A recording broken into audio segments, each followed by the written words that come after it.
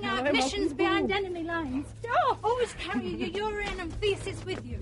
That way the enemy can't pick up your scent. Blimey, I keep reading in the papers that the word's going to be axed. I suppose I'd better see what jobs are around.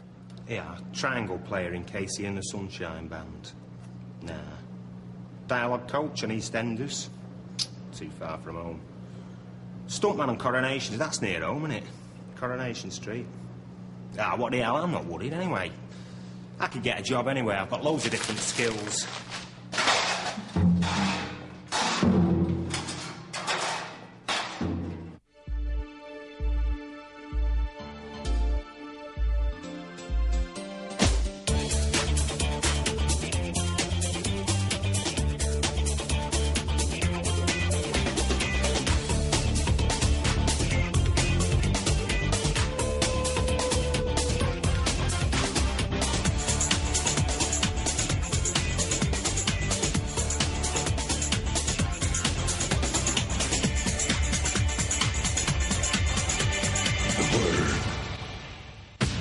Tonight on The Word, put your hands together for the seriously sexy Fem2Fem and Northern Exposure's delectable Dr. Fleischman, Rob Morrow. Plus, Alan tangles with teen passions, Slash dishes the dirt on Axl Rose, and the moments Richard Madeley would rather forget. Performing live, we rock with James Hall, get funky with Freak Power, and boogie with the Boo Radleys. The Word.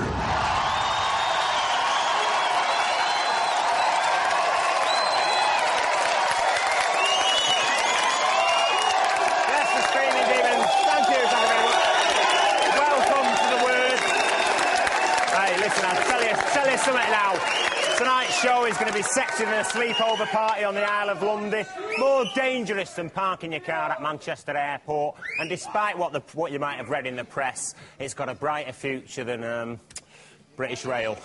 Hey, listen, our Jazz isn't around tonight because she's out and about up in Blackpool. Are you there, Jazz? Thanks, Terry. I'm here with a clairvoyant medium, and she's reaching out into the mind of a very special celebrity. All will be revealed very soon. See you later. Certainly hope so, certainly hope so. To kick us off in fine style tonight, a band that I truly love, all the way from Liverpool. Please welcome for the first time on The Word, the Boo Radleys. Wake up, Boo!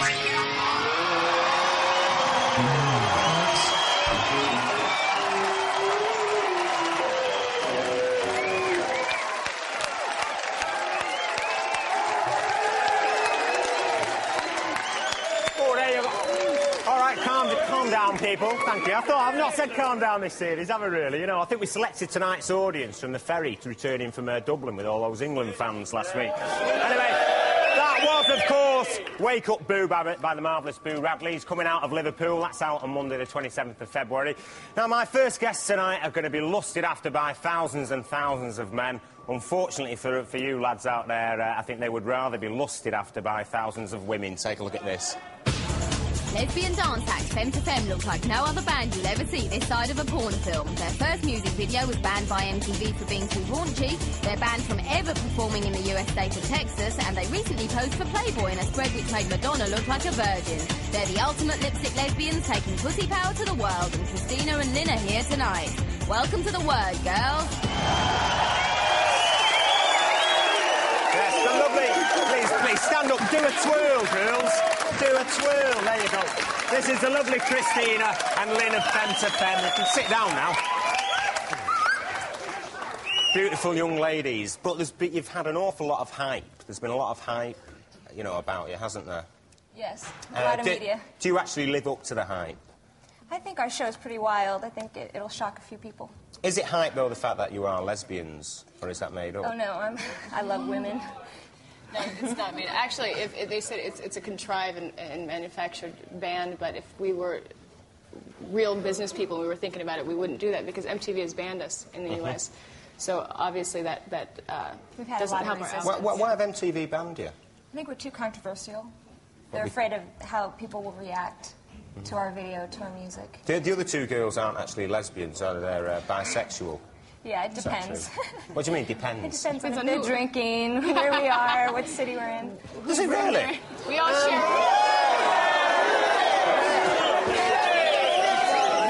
Where are you drinking later on?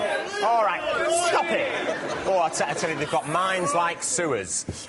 Christina, you were actually auditioned for the group, weren't you? Mm-hmm. I mean, where did the manager find you? Actually, he knew me from before through this woman that I had met. It's a long story, but yes, I auditioned, and I was doing different kind of music before I joined the band. And is it true he found you, Lynn, when he was cruising some gay bars? No.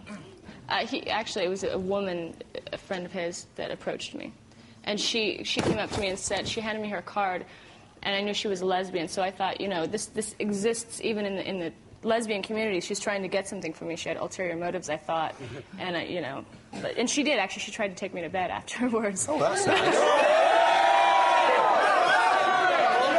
Did she succeed? No, she wasn't my type. That's right, you see, you stick up for yourself. What is your type, then? Where's she? Right there, her! Oh, there you go, OK. She's so amazing. Save the audience till later on. I mean you know, people in the press have said that you don't actually look like lesbians, you look like porn stars. Oh, that's kind. How do you respond to that? Like, we look like porn stars, huh? Well, you know, I've never seen a porno where a woman It's amazing. can... Everyone wants to focus on the fact that we're a lesbian band, or that we have a few songs that deal with women with women instead of the music. Yeah, but you did do Playboy, didn't you? Yes, we did. I didn't do Playboy. I agreed to do Playboy. The whole band agreed to do Playboy before we had a meeting with a woman who worked for Playboy magazine, and she was actually very kind. She had wonderful ideas, and we thought what we were going to do was educate the straight community, because you can't educate gays about homosexuality. We've done a lot of gay publications, so we chose to do Playboy to get a point across, and actually they portrayed us as complete bimbos. Everything we were fighting against, they said that we said gay rights are glamorous and we're not a complete waste of men. You refused to do it, though, didn't you, Christina? Why? Well, I had just come out to my family, and I don't personally want to get naked and go across 2 million of people. You were actually training to be a Christian minister, though, weren't you? Yes. So how do you go from training to be How do you go from training to be a Christian minister into being a kind of raunchy lesbian rock star? It's been difficult. Eh? I love women. I have loved women forever, and I never attached sexual feelings to that. And so Fem2Fem has been a marriage of my two greatest passions, which is music and women. And what about God? What's happened there? Oh, I pray every day that that if this isn't what he doesn't want, then that he'll take me. The point is that, you know, it's not about sex. It's not about what we do in bed. It's emotional. It's spiritual. It's so much deeper than than the media always chooses to portray us. OK, well, listen, we'll be asking you about that a little later on, because you're going to be staying with us. Meanwhile, if Lynn and Christine's band, Fem2Fem, are kind of seen as the wildest women in rock over in the States at the moment, certainly the wildest man in American rock is this guy who our Danny met up with in Paris. This is one boy from Stoke who's doing just fine. He's the lead guitarist in the most notorious band in the world, multi-millionaire and a major party animal. But his hair got too big for just the one band, so he went off to start his own. So I've come to Paris to meet the infamous Slash, and I hope he's having a good hair day. Well, I was conceived in Paris, so my mother tells me. I was born in Stoke, and then I eventually moved to LA. I don't like to be any place for too long.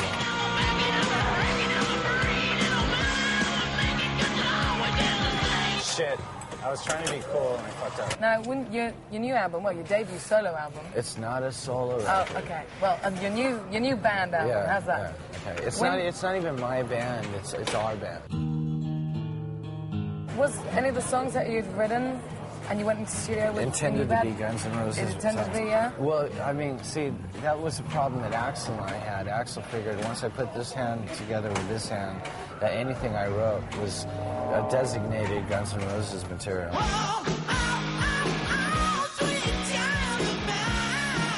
He just was amazed that I could just take off like that, because I'm always there. I mean, for Guns, it's like I'm just always there.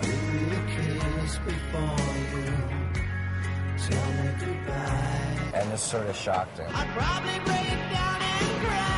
So was he kind of a bit pissed off, upset that you kind of started your own little thing off? Yeah. The rumor going around that Guns N' Roses split up, just for your fans out there. No, What is it? I just did this sort of like on a whim. You know, every time Guns N' Roses gets off the road, what happens is, like, I go into a state of, like, boredom. Like, what am I going to do? You know? And then what my old habits were just to go find some friends, and next thing you know, I'm strung out for a year or 2 years until Guns decides to get its shit back together. Right. So this time around, I went straight back to work. I love being on the road. I mean, I live for being on the road. Even when I go home, like before I got married, and sort of like tried to provide a home for my wife. Domestic. And, so and it still doesn't work, you know. It sounds funny coming from someone. I know, it doesn't work. I try, and poor Renee, she tries to understand me. But she doesn't come from the same side of the fence that I do. Sure. She puts up with me like she puts up with a lot of stuff, the snakes, the, you know, the touring, the this and that, and she lets me be myself. The whole drug situation, as you said before, you have to kind of realize. It just got boring. Is that what happens? It just becomes tedious and. Yeah, it's like, you know, you have good. I have great memories. I have no regrets, but trying to chase your dealer around, all that kind of stuff. Trying to get good quality stuff because you built up such a habit that you have to have a really cool, you know, intake or whatever, however you put it. And it just gets old.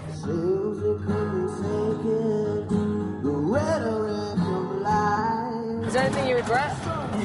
If anything ever happened to somebody because I threw a TV set out the window and it hit somebody, I would never be able to live with myself.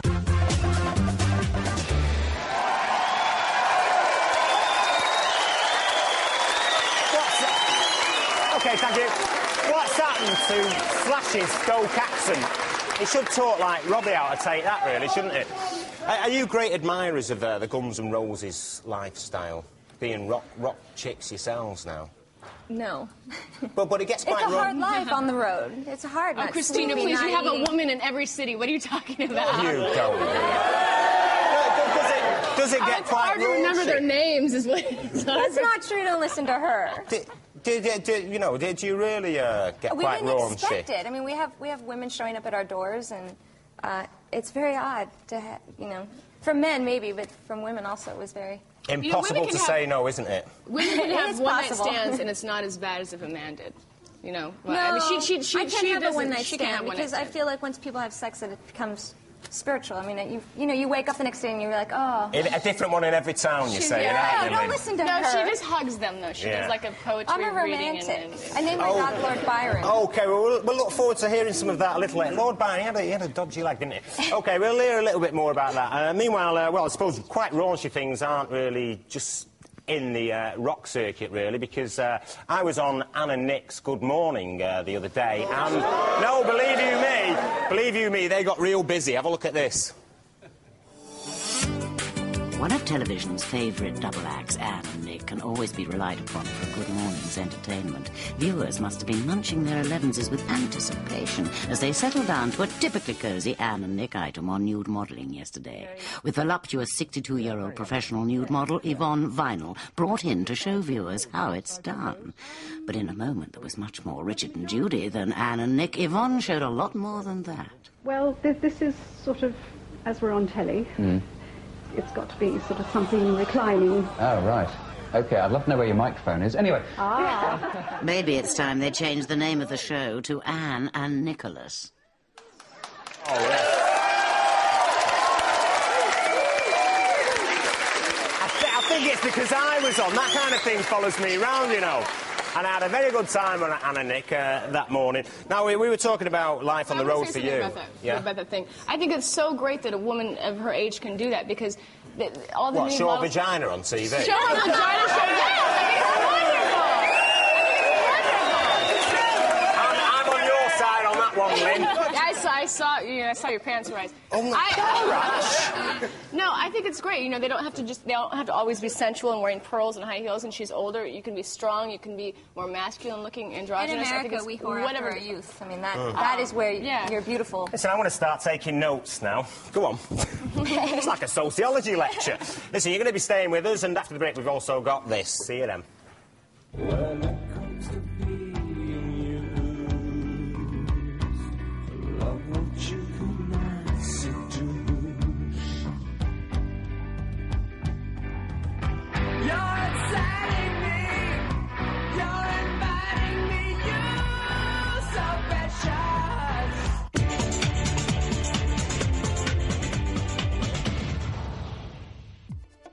Which pop babe's architect father designed Canary Wharf?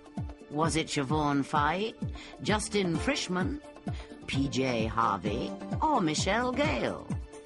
Find out after the break. The word.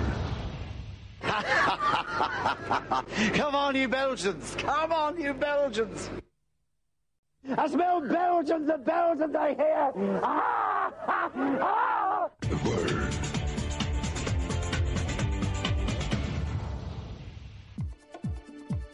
We asked you which pop babe's architect father designed Canary Wharf. The answer is Justine Frischmann. So there is some talent in your family, Justine, baby.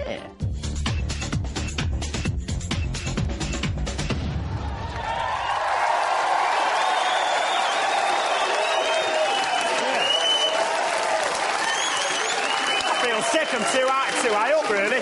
Welcome back to The Word, the show that gets more press than O.J. Simpson and employs more Oxbridge graduates than the KGB. Listen, to kick us off in the second half, all the way from New Orleans, being called the music capital of the world, please welcome Jeff Hall, So Precious.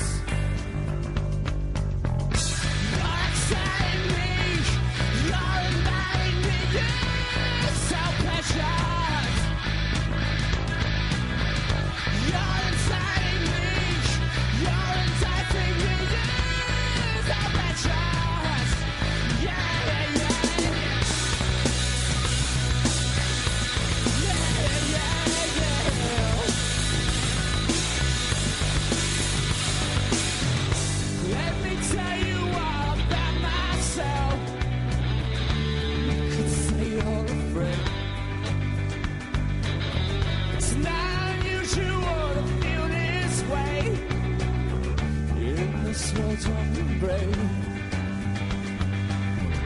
Don't you know you should express yourself? Show me how you are made. If you ever need relay your fears, it might be you who you're safe. You're exciting me, you're inviting me, you're so precious.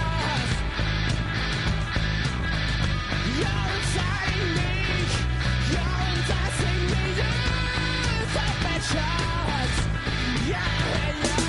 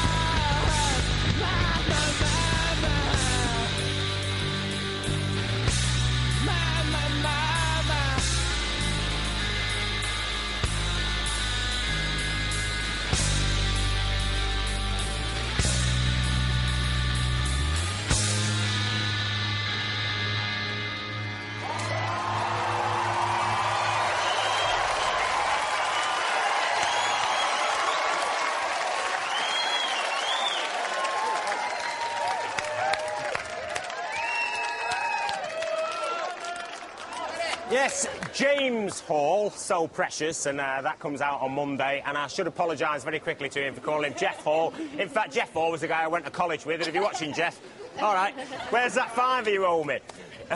Still with us, of course, from Fem2Fem, we have the lovely Christina and Lynn, who are going to be telling us all about their very raunchy show at the Astoria this week. You've not mentioned the music and one time. And your album. Yeah, like you keep talking about this raunchy shit, and it's just that's like... music. I'm getting mugged here, We're aren't I? about to tour with our second we album. actually sing, you know? Animus. And Animus is actually about the masculine within the feminine of all of us. And it's a story. It's about this girl, Jane, who takes this journey into sexual deviance and into drugs and into all these things. So our show is very dark. And Jane is essentially like... I had a video waiting on. We've got someone else to come on. You get a chance to say all this later. About Jane. Hang on one second. So Jane is like basically all of us wrapped into one person. Now stop it, girls. Behave, because my next guest tonight is described, I suppose, if you like, as the thinking woman's crumpet. When he started as Dr. Joel Fleischman, the minute he got his stethoscope out, there was many a young lady's heart started to flutter. Take a look at this. He's the medic most women would love to meddle with. 32-year-old Rob Morrow made his name starring as the moaning but lovable Dr. Joel Fleischman on Northern Exposure. But after 5 years in the role, Rob left his Alaskan home for Hollywood and will soon be seen starring in Robert Redford's latest film, Quiz Show, opening in the UK next week. He's young, free and at last check single. Welcome to The Word, Rob.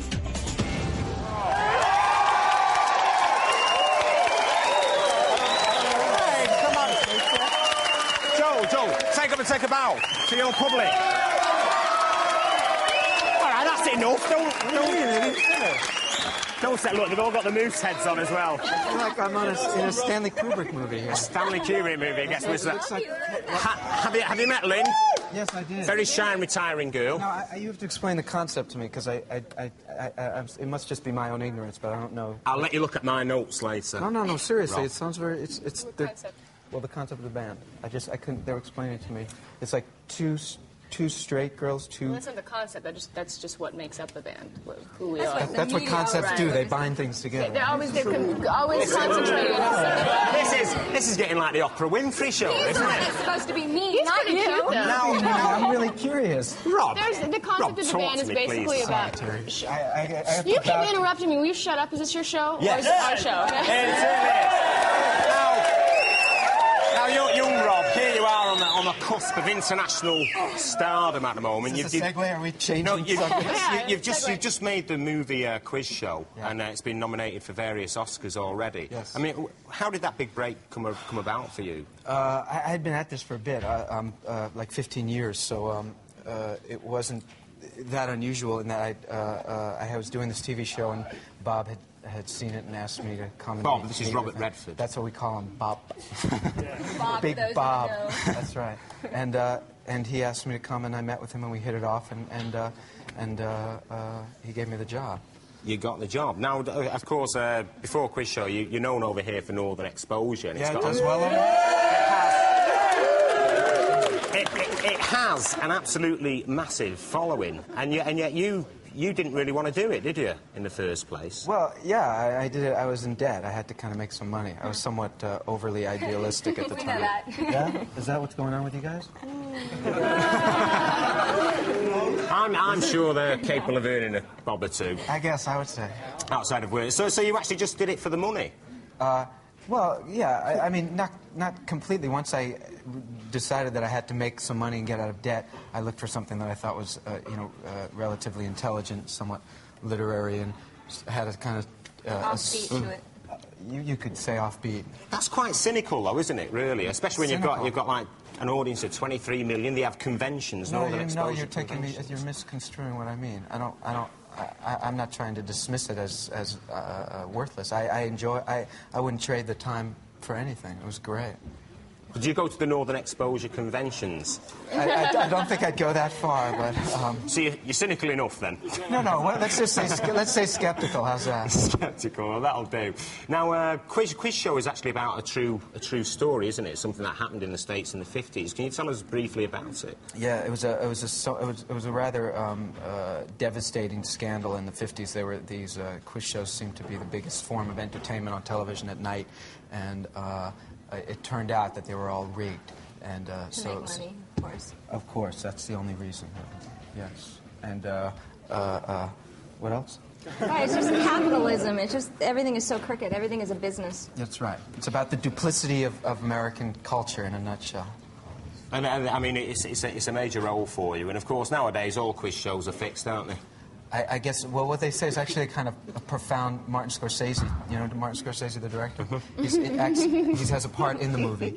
He acts, and he plays the sponsor. He's a kind of evil, inherently evil man, and says that, do you think people tune in to watch the erudition? No, they tune in to watch the money. So we'll just make the question simpler, so you have all these inane, ridiculous shows, everyone. It's pretty...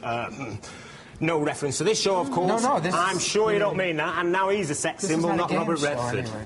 It's not a game show, not yet, but later on you might have a chance to win a prize. I hope so, thank you. Now, for some young kids who are around nowadays, going out to pubs, clubs and raves isn't quite enough for them. They tend to want something a little bit different, and last Saturday in London, for some of the young social elite, shall we say, there was a special night. It was actually called the Virgin Ball, and the idea was you went along to this ball and tried to make sure that by the end of the night you weren't a virgin. And our Alan went along to lend a helping hand.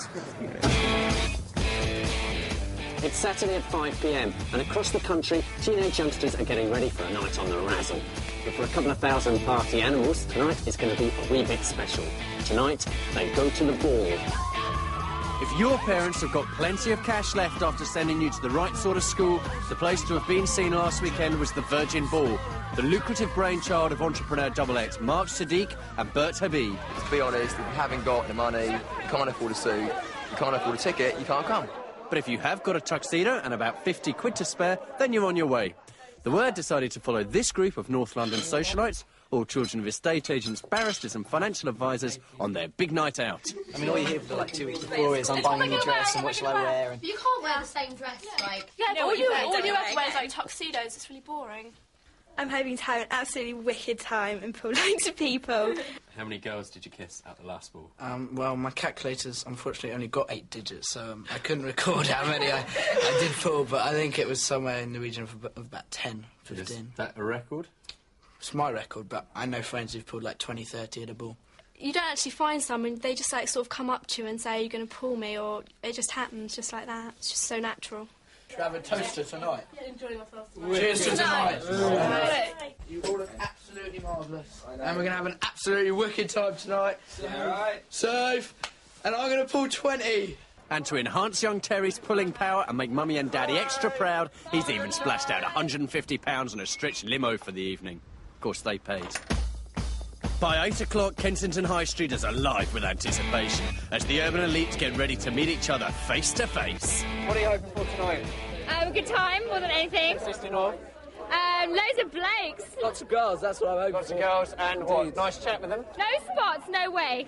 No, no pearl necklaces? No, definitely not. Competition to be seen can be pretty intense at these places, but still got the boyish looks. I'm a TV personality after all, so I think this could be 15 quid well spent.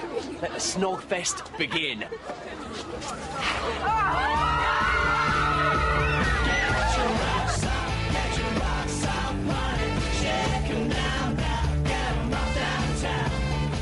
While Adam, Carrie, Terry, Laura and myself were meeting new and exciting friends on the dance floor, we wondered what their parents made of it all.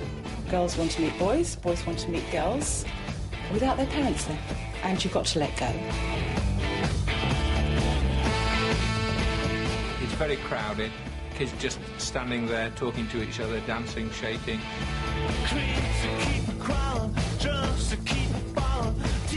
There's no alcohol, so that's out now, and I think it's probably sensible.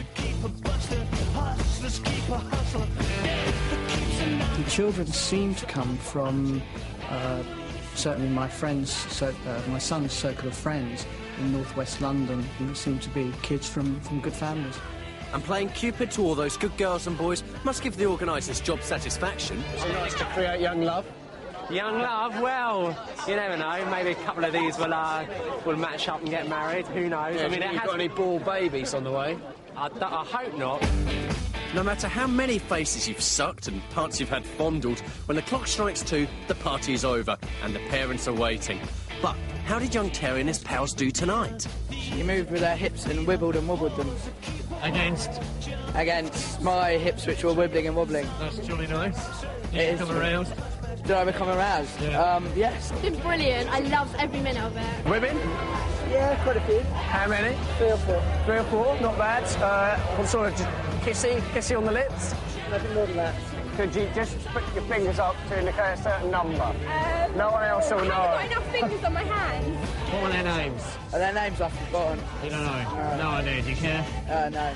Well, the ball may be over, but the kissing continues throughout the year at a variety of social events. I hope you come to the next one. I wouldn't miss it for the world.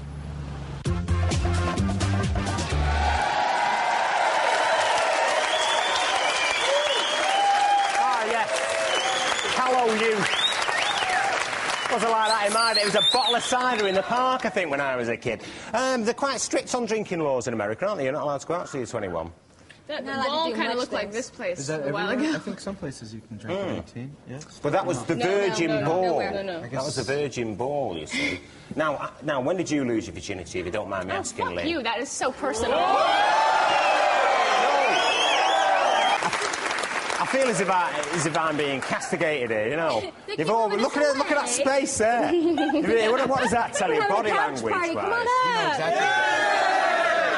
I was always that friendless kid in the back of class at school, you know, everyone hated, and you're not even talking to me. Right. No, you come and sit here, Rob. We'll be chatting and getting real big. Ow!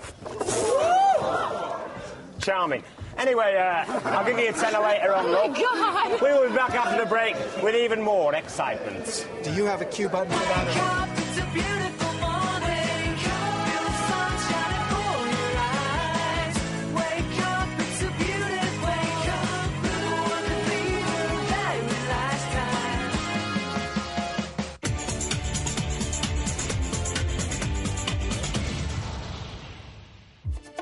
Which little starlet has stopped using electricity at weekends to recreate her childhood environment?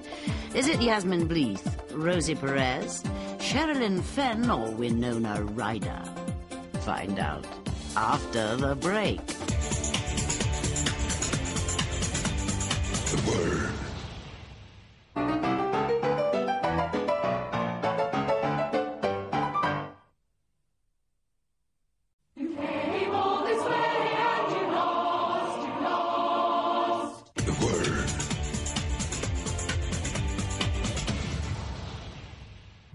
We asked you which little starlet had stopped using electricity at weekends to recreate her childhood environment. The answer is Winona Ryder. How illuminating.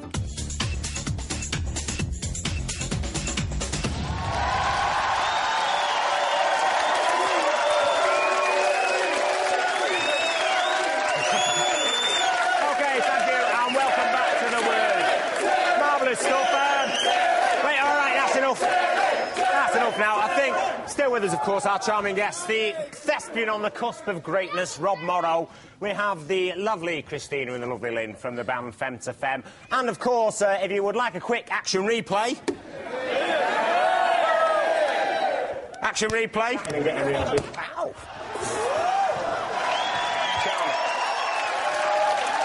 OK, so, can I just say...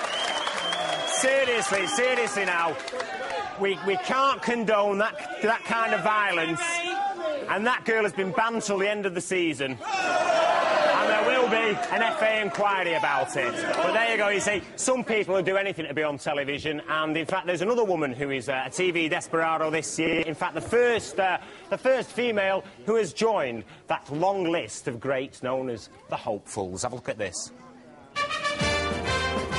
Welcome to the Hopefuls, people who said they'd do anything to get on television.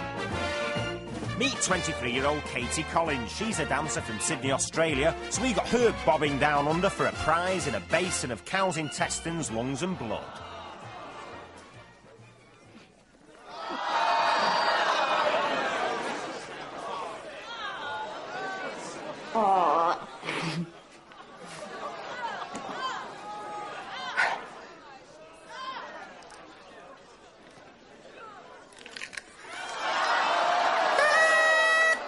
I'd do anything to get on television. That's right, Katie. You blow your own trumpet.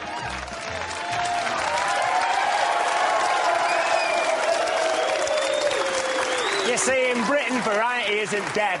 And what was worse, really, was that girl was a vegetarian. Oh. You see, some people will do anything. And if you're prepared to do anything to get on television, then you can drop us a line here to the Hopefuls, P.O. Box 2781, London, E14. We're going to talk about, well, what's the worst thing that you've ever done? I mean, not necessarily that. I mean, something in the past that you're quite ashamed of, Rob. Like, I have nothing even remotely approaching what I just saw. I have no... I have not even a reference in my earliest infancy. When I was an infant, I don't even think I did. What about that Turkey the film you did with Johnny Depp? That comes close. What was it? What was it called? I believe possibly Private Resort. And that'll be out on video soon, kids. I'm sure it will. Don't you worry, when this man is mega. Actually, Johnny and I are trying to pool enough money to buy it so no one can ever see it. So.